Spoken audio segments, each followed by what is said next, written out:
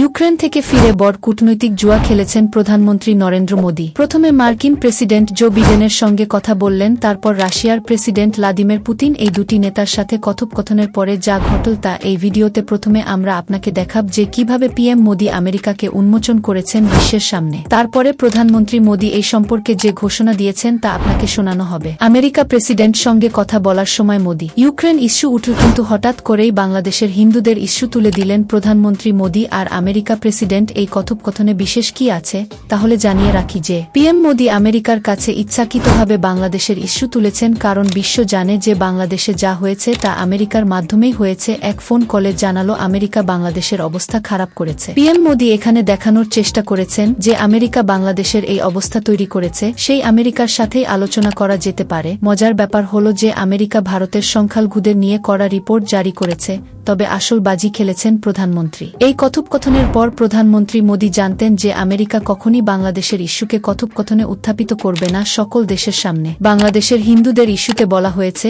America তার press বিজ্ঞপ্তিতেও বাংলাদেশের হিন্দু সংখ্যালঘু কথা উল্লেখ করেনি। এরপর ফোনে পুতিন এর সাথে কথা হয় মোদীর। এই কথোপকথন পুতিনের অফিস থেকে ঘোষণা করা হয়েছে যে পিএম মোদী 2 থেকে 4 অক্টোবরের মধ্যে রাশিয়ার কাজিন শহরে যাবেন। অনেক আমেরিকান বিশেষজ্ঞরা দাবি করা হচ্ছে যে পিএম মোদী প্রচণ্ড চাপের মধ্যে ছিলেন, তাই রাশিয়া যাচ্ছেন। কিন্তু এখন প্রধানমন্ত্রী মোদী এবং রাষ্ট্রপতি পুতিন বলেছেন যে তার উপর কোনো চাপ নেই এবং এবার তার রাশিয়া সফর আরও দুর্দান্ত হতে চলেছে। পিএম মোদী পুতিনকে ইউক্রেন সম্পর্কে এমন সব সত্য জানাবেন যা এখন পর্যন্ত ইউক্রেনের আসল ছবি দেখাবেন। কিন্তু মোদী এইরকম একজন ব্যক্তি আছেন যিনি পুতিনের সেরা বন্ধু এবং এখন তিনি ইউক্রেনের সত্য দেখে এসেছেন। এখন পুতিনকে সব রকম তথ্য দেবেন মোদী।